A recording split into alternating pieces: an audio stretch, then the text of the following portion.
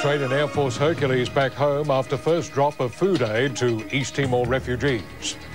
And crunch time in the battle for an AFL Grand Final berth.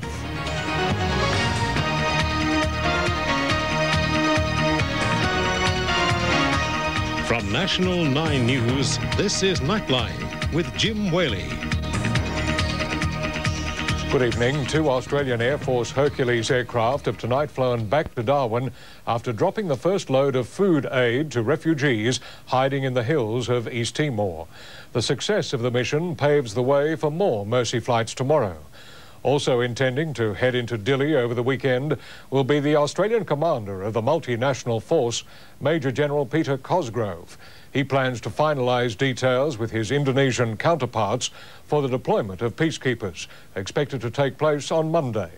International contingents of the force continue to arrive in Darwin, but today's food drops were the first concrete steps to ease the plight of the East Timorese. Gavin Alder has the first of our reports. There are growing signs of an increasing withdrawal from East Timor of Indonesian troops and some militia groups. But as Brad Schmidt reports, it seems there'll be little left of Dili when the peacekeeping force finally arrives. The Prime Minister will address the nation at the weekend to explain the responsibilities and the risks of Australia's peacekeeping role in East Timor. Today, though, Mr Howard was made very aware of the burden of the government's commitments. Laurie Wilson reports. In other news, Victorians go to the polls tomorrow, with Premier Jeff Kennett hoping for a third term in government. While opinion polls had Labor well behind at the start of the campaign, the election is expected to be closer than first thought. After the break, Eastern America awash in the wake of Hurricane Floyd, and Hollywood star Geena Davis in Australia to show she has more than one string to her bow.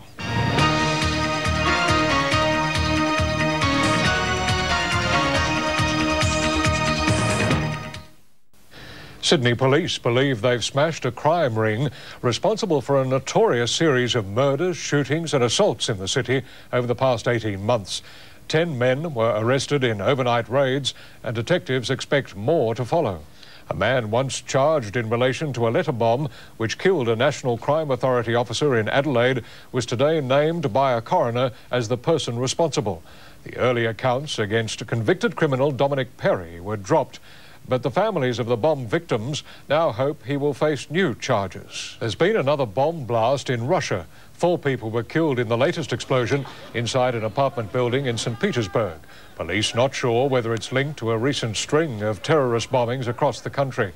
The incident happened just a day after a blast killed 17 people in the southern city of Volgodonsk.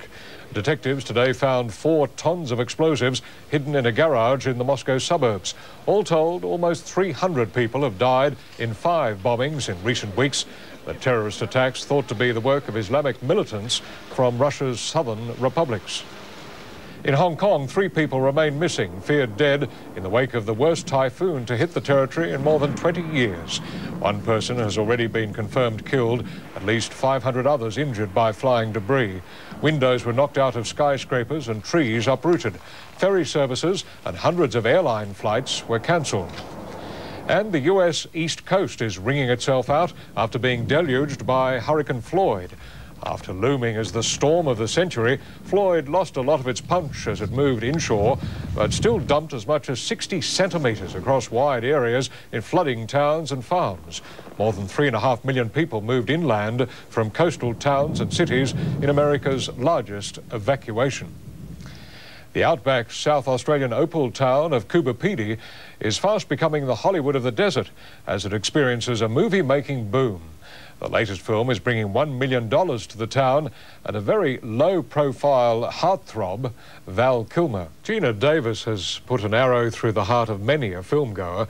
Now she's become an accomplished real-life archer. The Academy Award winner has arrived in Sydney to take part in an Olympic archery test event. Ms Davis, who's been involved in the sport for only 2 years, was invited to compete after missing selection on the American team. Competition begins at the Olympic complex on Tuesday. In a moment, the latest sport with Amanda Deplege, and the first AFL Grand Finalist has been decided. Jim, the Kangaroos have claimed that honour over the Lions. Also tonight, Jason Gillespie limps home as his cricket career is put on hold. Tom Bowman's late call to Wallaby duty, and a complete guide to this weekend's Rugby League finals.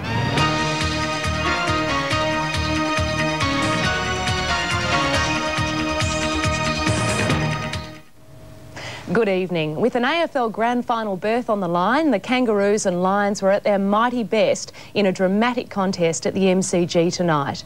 Trailing by 18 points at the first break, the Lions captured the lead at half-time. But the Kangaroos struck back in the second half, booking their spot in the big one by 45 points. Now to another football code, heading into an intense weekend of finals action for the right to play off for this year's Rugby League Premiership. The action kicks off tomorrow night with the Storm heading north to take on the Eels at the Sydney Football Stadium. Then on Sunday, the Sharks and the Dragons clash at Stadium Australia.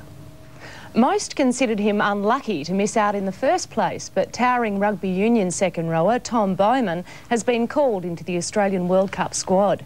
Bowman's inclusion comes at the expense of flanker Brett Robinson, whose injured shoulder hasn't recovered well enough to make the trip to Britain. Bowman will join the Wallaby squad in Caloundra tomorrow before flying out with the team next Tuesday. Injured Australian speedster Jason Gillespie is back home from the tour of Sri Lanka, but not in the style he'd have wished for. Nursing a broken leg from his on-field collision with captain Steve Waugh, Gillespie is expected to be out for 3 months, but has already put his mind on his comeback. Just try to get back on the park as quick as you can. You know, I've had my mope around, and now it's time to just get into action. The V8 supercars head north this weekend for the Queensland 500, with Jason Bright and Mark Scaife setting the early pace in practice. The race has special significance for motor racing legend Dick Johnson. It's his last major event in his home state. Stories and images of golfer John Daly fighting to beat alcoholism are rife in the sporting world. And just as the two-time major winner appeared to be getting his life back together, he's suffered another setback, with his major sponsor pulling the pin. And that's our Friday night sport ahead of a big weekend of football finals. Jim. OK, Amanda, thank you. And still to come on Nightline, the latest finance and the weekend weather.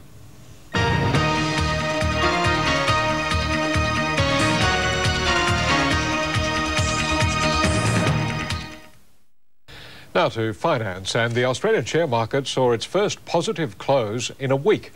The All Ords up almost 10 points. In Tokyo, the Nikkei was up 50 points.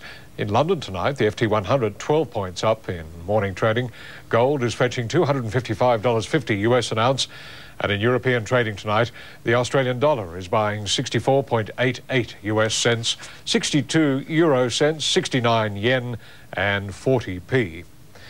The national weather, and a band of cloud in the southeast is now moving into the Tasman, while a high dominates most of Australia. A cold front is approaching Tasmania, while another cold front is moving towards the southwest of the continent. The forecasts, and Darwin can expect a few showers tomorrow. It should be fine in Brisbane and Sydney, but there's a chance of showers in Canberra, showers as well in Melbourne, Hobart and Adelaide. For Perth, though, it should be a fine day tomorrow. And that's the news this Friday night from all of us here at Nightline. Have a great weekend. Good night.